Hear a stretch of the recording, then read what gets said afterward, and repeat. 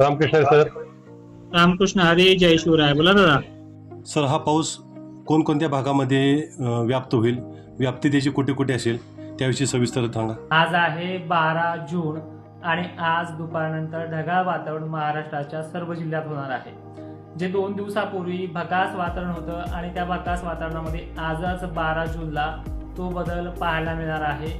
तर काही भागांमध्ये जसं की हिंगणघाट, नागपूर, भंडारा, चंद्रपूर जिल्ह्यामध्ये काही मोजक्या ठिकाणी पावसाला देखील सुरुवात होणार आहे. मराठवाड्यामध्ये, विदर्भामध्ये स्थानिक वातावरणाचा तुरळक पडला तर पडला, नाहीतर 20 तारखेपर्यंत मोठा पाऊस नाही, हे तुम्हाला मागेच सांगितलंय. मात्र ह्या 2-4 दिवसांमध्ये जो बदल होणार आहे तो पूर्णपणे चांगला आणि अपेक्षेपेक्षा खूप असणार आहे.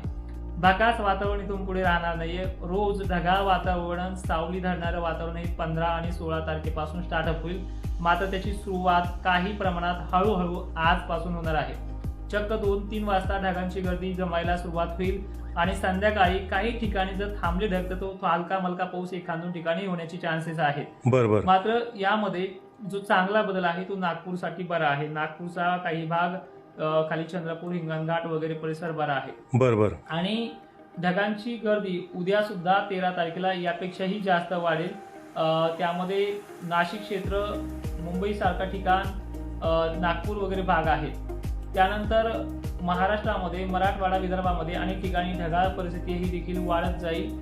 त्याचबरोबर रविवारी सर्वाधिक जास्त ढगांचा गर्दी आणि थोडं शिरवाळ पद्धतीचं सावलीचं वातावरण देखील पाहायला मिळू शकतं. बरोबर. सोमवारी हा रेकॉर्ड ब्रेक वातावरण जे आहे, म्हणजे उद्या 13, 14 आणि 15 तारखेला खानदेशमध्ये ढगाळ वातावरण, त्याचबरोबर सांगली, सोलापूरमध्ये ढगाळ वातावरण, बरोबर. मराठवाड्यातल्या एकंदरीत सर्व जिल्ह्यांमध्ये चांगल्या पद्धतीनं ढगाळ वातावरण. तर त्याचबरोबर वाशिम जिल्ह्यामध्ये, हिंगोलीमध्ये तुरळक ठिकाणी पावसाला देखील सुरुवात होऊ शकते. बरोबर. मित्रांनो, सरळ सांगितलंय की 15 आणि 16 जूनला मान्सूनचे मोसमी वारे महाराष्ट्र व्यापणार आहेत. त्यासोबत बाष्प घेऊन येणार आहेत, चांगल्या पद्धतीचे ढग घेऊन येणार आहेत आणि त्या ढगांबरोबरच हलक्या सरी सुद्धा सुरुवात करणार आहे. पण 20 तारखेपर्यंत पेरणीयोग्य पाऊस नाही. ज्यांनी धुरळ पेरण्या केल्यात त्यांना काही ठिकाणी थोडा सटकारा बिटकारा दिलासा मिळण्याचे चान्सेस आहेत. बरोबर. मात्र या 15 आणि 16 जून पासून चांगला बदल होणार आहे. जो बदल मान्सूनचा राहणार आहे, जो सरसकट सारखा आभाळ, सारखं ढग, सारखे प्रमाण असणार आहे. 20 तारखेपासून मराठवाडा आणि विदर्भामध्ये सर्वदूर पावसासारखी कंडिशन 20 तारखेपासून सुरुवात होणार आहे. एक दिवस मागे पुढे होऊ शकतो. अंदाज सांगताना लक्षपूर्वक ऐका. अनेक जण प्रश्न विचारतात, तुमचा 7-8 तारखेचा पाऊस काय झाला? त्या 2-3 रिप्लाय दिलाय. बरोबर. बाबा 7 आणि 8 तारखेचा ज्या जिल्ह्यांना आणि ज्या प्रमाणामध्ये सांगितलंय तो तिथे पडलाय. पेरणीच्या तारखा 13 मेलाच महाराष्ट्रामध्ये जाहीर केल्यात.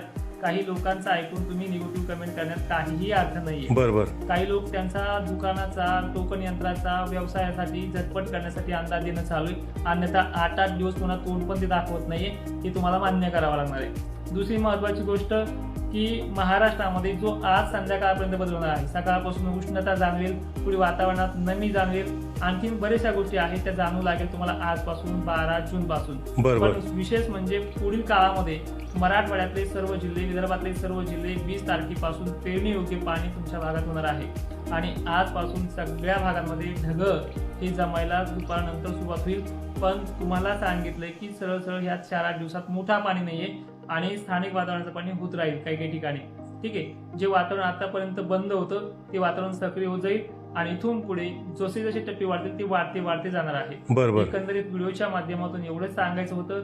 महाराष्ट्रामध्ये अजून 6 ते 7 दिवस सर्वदूर पाऊस नाही. पण या काळामध्ये जो नागपूर एरिया आहे या भागांना ह्या 2-4 दिवसात चांगला दिलासा मिळत जाईल पूर्व विदर्भाला. बरोबर. आणि आता खानदेशच्या बाबतीत, खानदेशकरांना सुद्धा ज्या वातावरणाची क्रेज दरवर्षी ज्याच टायमिंगला असते. खानदेशच्या पेरण्या 24-25 होतात दरवर्षी, 22 होतात. काही ठिकाणी मे महिन्याच्या पाण्यावरती पेरण्या होतात. अशा पेरण्या वेगळ्या आणि मान्सूनच्या पेरण्या वेगळ्या.